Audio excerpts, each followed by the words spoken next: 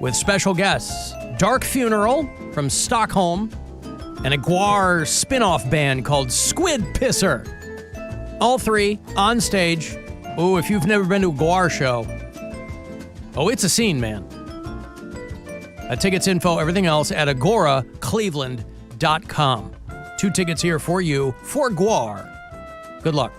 Call 10-216-578-1007 or 800-348-1007. I met Alan. Did you? I gave him marijuana. Oh, great. The Alan Cox Show on 100.7 WMMS. La, la, la, pot, pot, give me some pot. Forget what you are, you can be what you're not. High, high, I wanna get high. Never give it up if you give it a try. La, Speaking of legacy singers, the anti-pot song that Neil Diamond did 100 years ago practically ruined his career.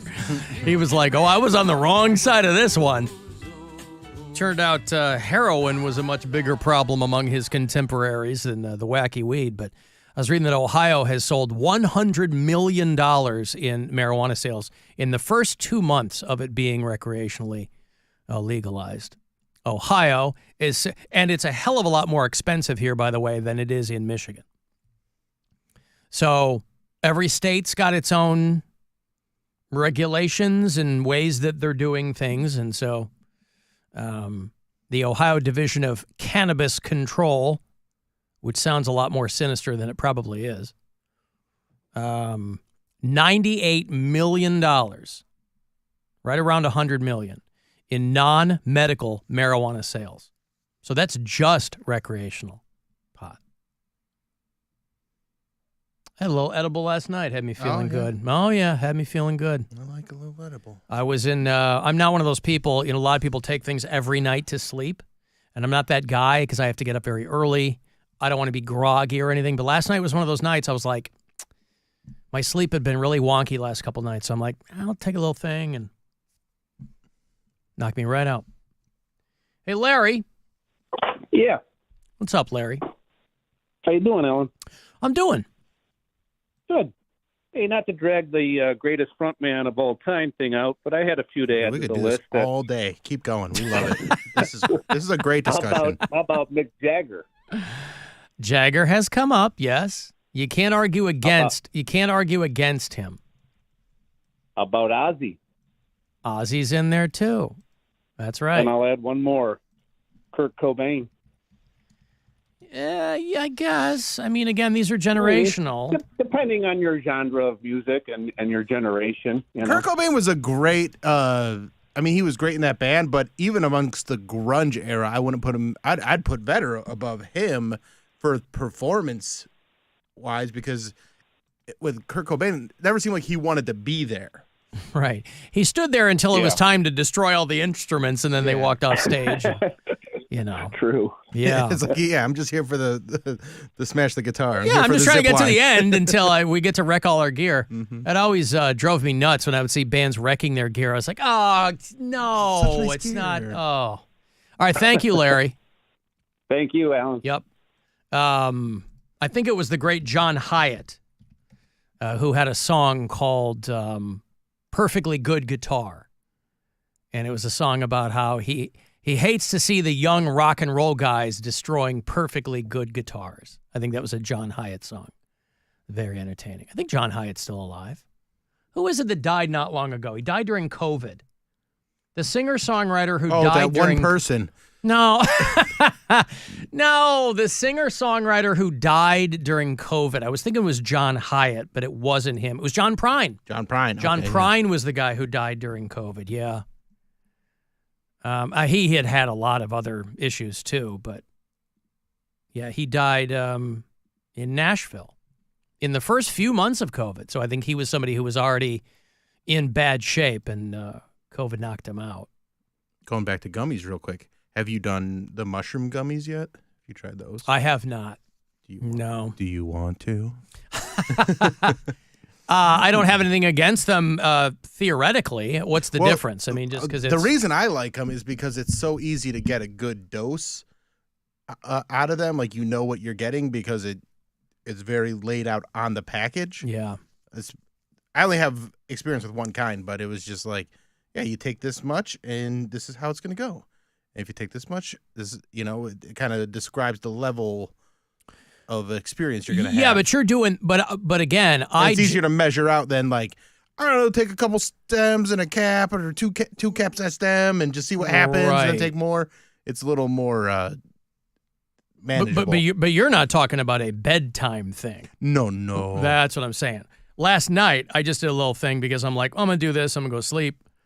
I was tired, but I felt like I wasn't going to be able to go to sleep. That's my problem, is I'm tired, but I can't.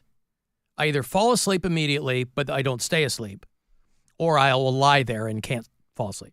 So last night I was like, screw it. I'm going to, and so it worked out. But no, what you're talking about is like, if you're going to have a fun night. Yeah, like having a fun night. Or like, you can do it you can do like a microdose level. You just want to get a little, like where I was at, where I just could kind of see trails a little bit. And then you can go full send. Mm-hmm. Here's one for you. Someone texted me, best front man, Fee Waybill from the Tubes. Well, that guy had a real knee shooter, boy. That guy, he had to tuck it into his sock. Fee Waybill's great, but again, they were a band that were... that was not a household name by any means. Exactly, Yeah. and that was a gender bender band too back then, and so it was, he was coming out looking like Tim Curry in Rocky Horror half the time. Love the Tubes. Somebody else mentioned G.G. Allen. I know what a huge G.G. Allen fan you are, Bill. He's a good poop man. Poop.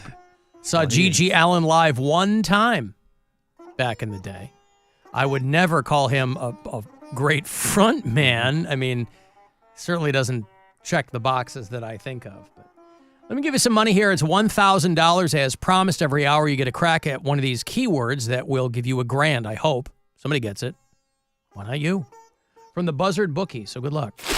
This is your chance to bet with the Buzzard Bookie and win $1,000 now. Enter this nationwide keyword at WMMS.com. Cash. That's cash. Enter it now at WMMS.com. I'm sure a lot of people, I'm sure this has made the rounds in local media. We got an email to this effect that they're 86ing the Tailgate downtown on West 6th. Oh, really? Because too much stuff is popping off there.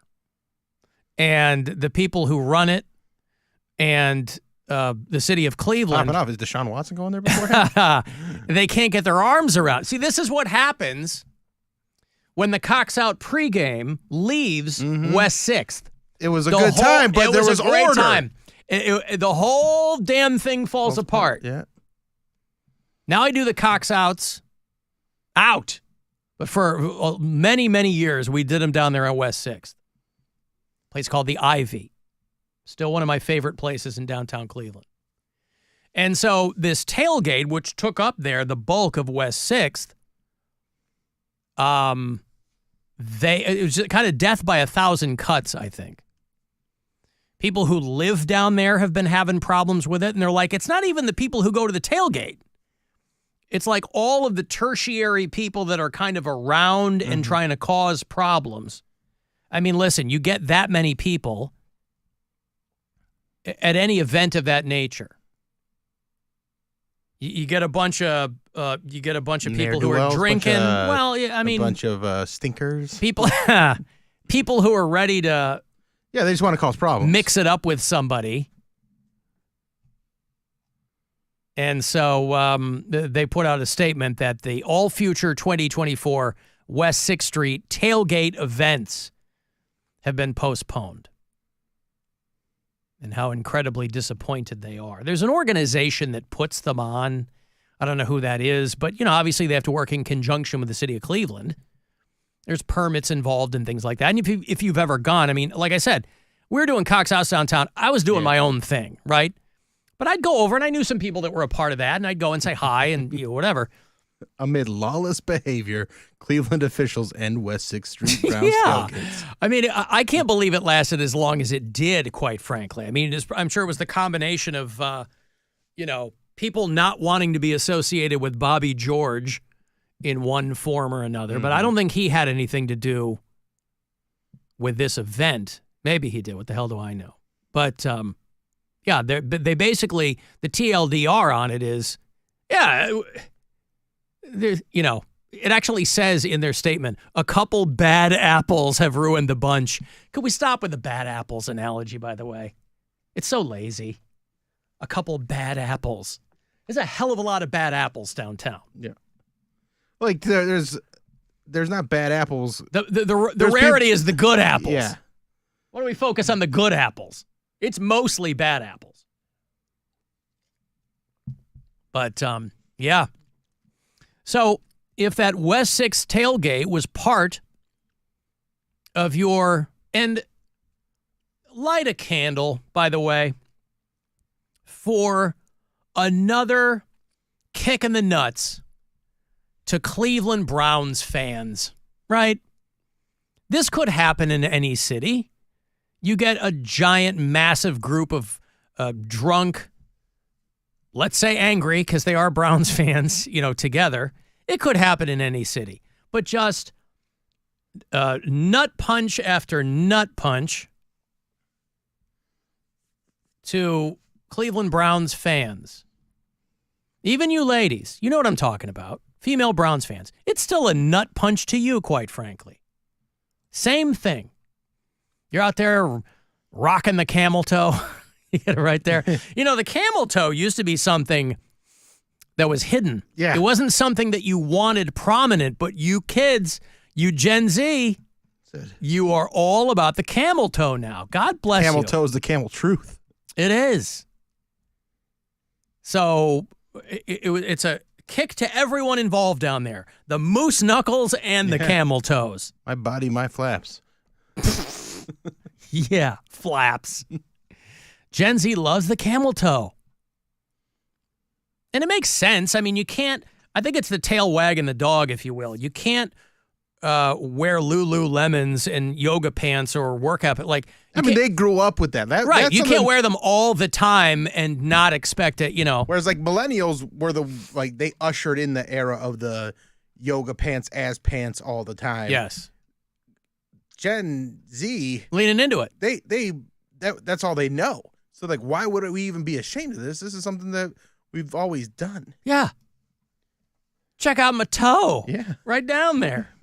So good for them, right? I think the fewer and fewer things that people have to be. Bigger the toe, the bigger the hoe, They call it, because everybody needs to give it a new name, a fresh coat of paint, if you will. So it's crotch cleavage now.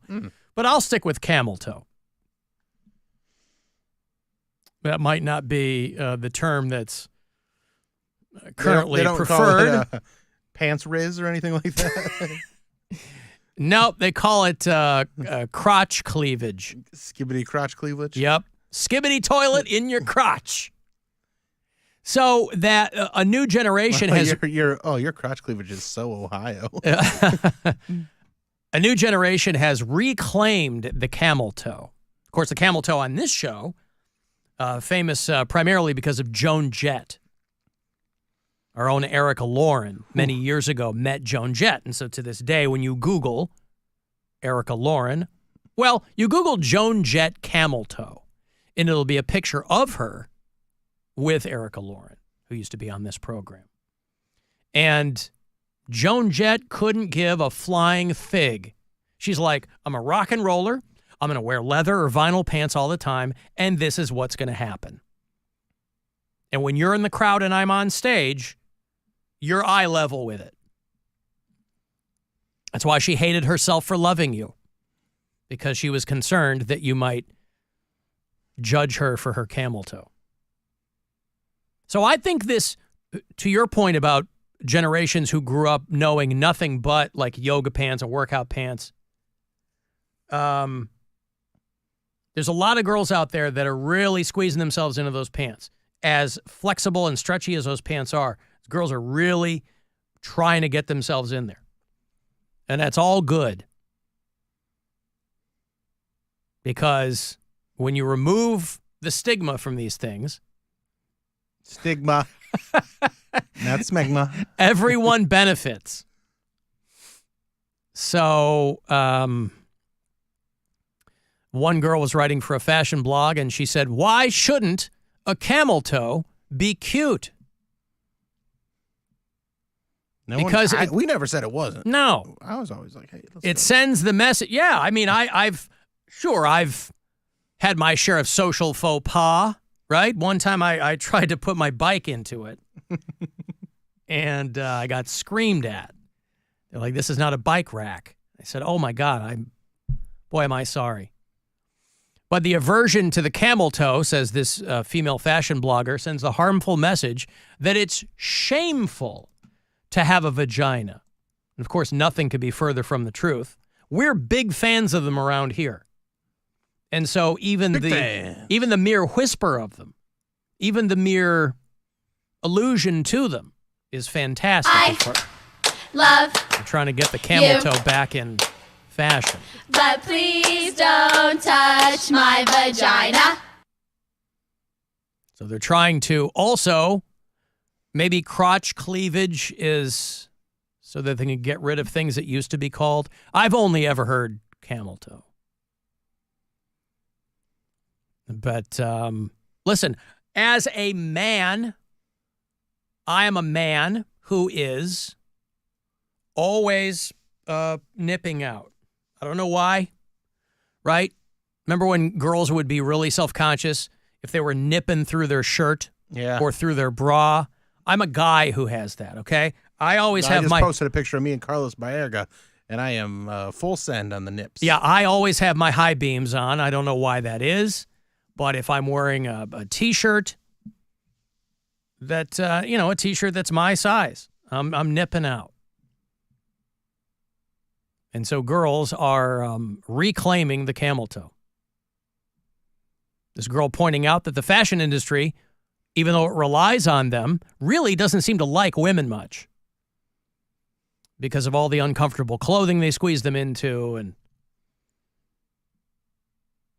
so they lay it at the feet of Gen Z, but it's probably cross-generational to some degree to reclaim the camel toe. Good for them.